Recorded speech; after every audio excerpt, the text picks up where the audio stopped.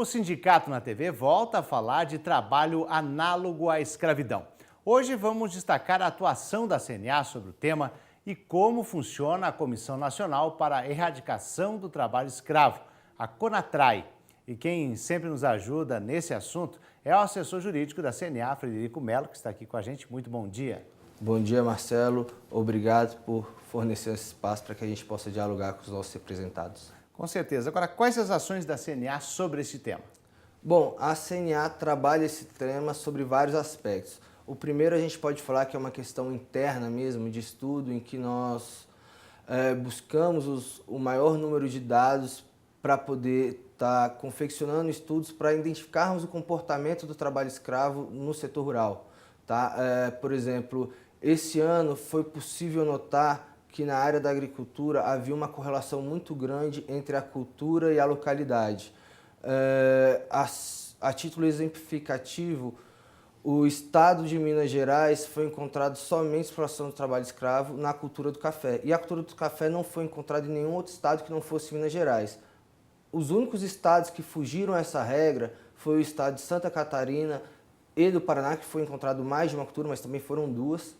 E a cultura da cebola, que foi encontrada em mais de um estado. Tá? Fora essa questão de desenvolvimento para poder estar fazendo essa observância, esse comportamento e estar tentando conseguir chegar até o produtor para que a gente erradique essa chaga, a CNA também estuda bastante e se manifesta nas questões referentes à legislação.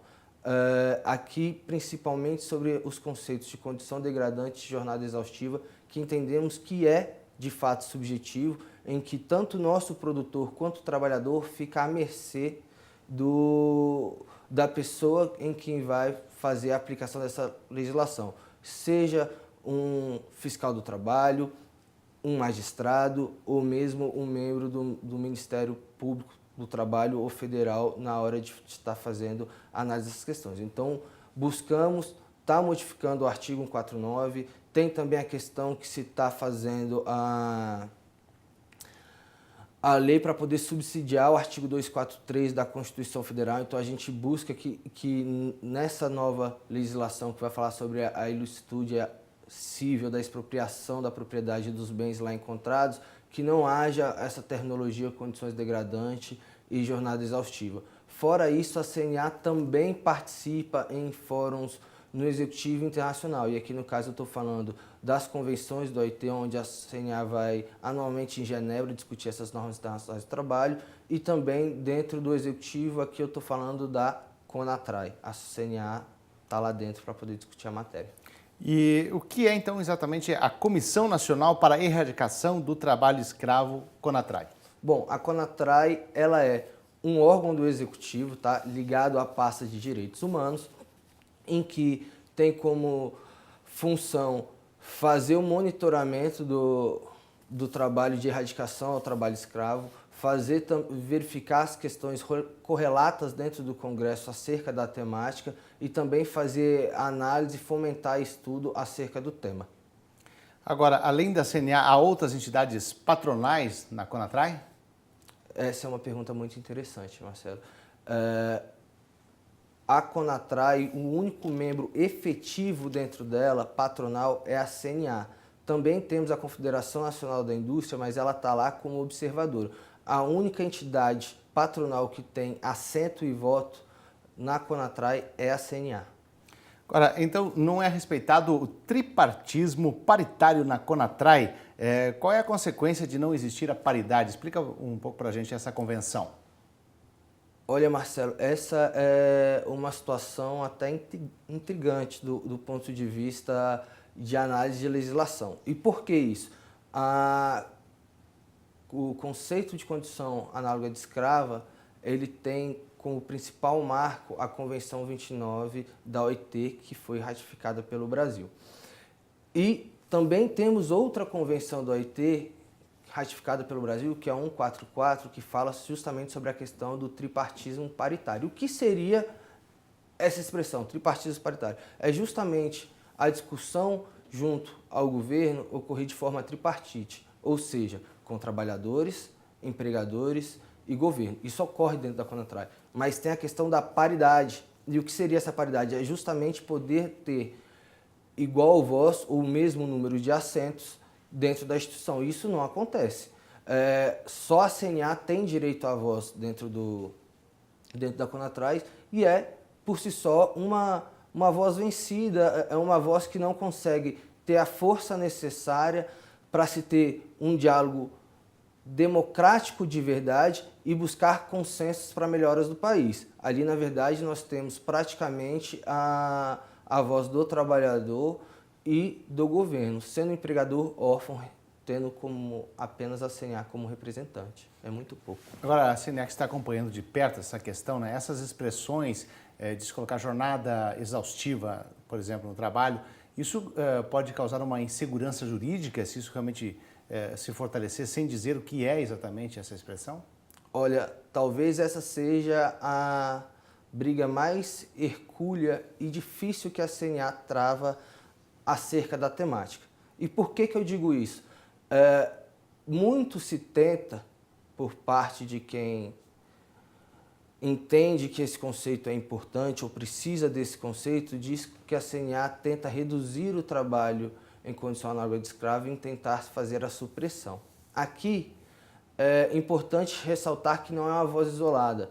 A CNA faz vários eventos, tenta discutir com o Judiciário, com o Ministério Público, essa temática, e já ouvimos, inclusive, de ministro do TST, e isso está no site do TST para que todos possam ver, inclusive o ministro reafirmando o posicionamento da CNA, que é necessário mudar, porque o conceito de condição análoga de escravo para as questões de jornada exaustiva e condição degradante são muito vazios. O que é uma condição degradante? Será que se eu descumprir uma NR, eu descumprir uma legislação em si, eu vou estar fazendo a aplicação dessa condição degradante? Será que é uma quantidade de eventos? Então, assim, há uma subjetividade e entendemos que os nossos representados ficam à mercê da discricionariedade dos intérpretes da lei. Da mesma forma acontece jornada exaustiva. A nossa legislação fala em que o trabalhador pode trabalhar 8 horas diárias, com até 2 suplementar.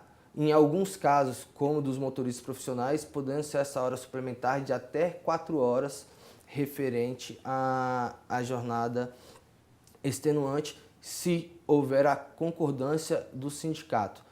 Então aqui eu pergunto a você, um trabalhador que tem uma jornada de 6 horas, que tem algumas figuras típicas que tem uma jornada menor, se ele fizer as 2 horas extraordinárias, ele está dentro da legislação. Se ele fizer essa jornada superior, ou seja, a 9ª hora, vai ser considerado trabalho em condição análoga de escravo?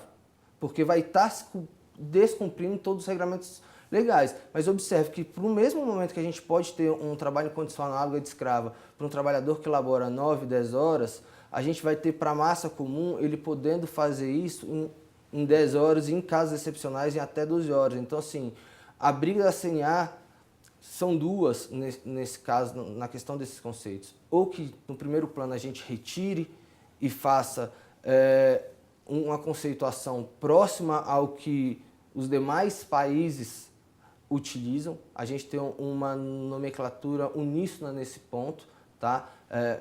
Uma forma de entendimento do que é trabalho escravo, assim como comporta o restante do mundo, ou que ainda que se mantenha esses conceitos, que eles sejam objetivos e propiciem aos nossos empregadores distinguirem o que é o descumprimento da legislação e o que de fato é uma condição degradante ou uma jornada extensiva. E como é que está a participação do Ministério do Trabalho nessa questão? Porque justamente depende da interpretação dos fiscais do Ministério do Trabalho, né? Olha, o Ministério do Trabalho também compõe a CONATRAI. Eles têm uma instrução normativa sobre essa temática, em que eles tentaram, inclusive, e aqui a gente tem que parabenizar a tentativa, tá? Do Ministério do Trabalho em definir. Só que se você pegar as definições que estão na IN 91, elas são subjetivas. Não é possível aferir que, no caso específico, vai haver condições de trabalho escrava, condição análoga de escravo ou não.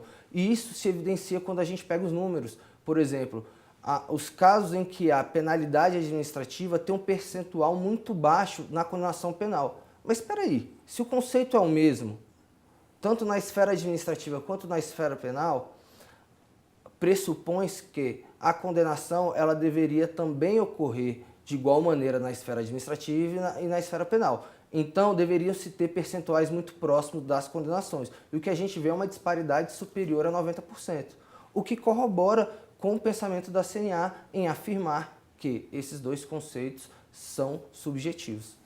Eu agradeço a participação do assessor jurídico da CNA, Frederico Melo. Muito obrigado, bom dia. Eu que agradeço a todos, um bom dia.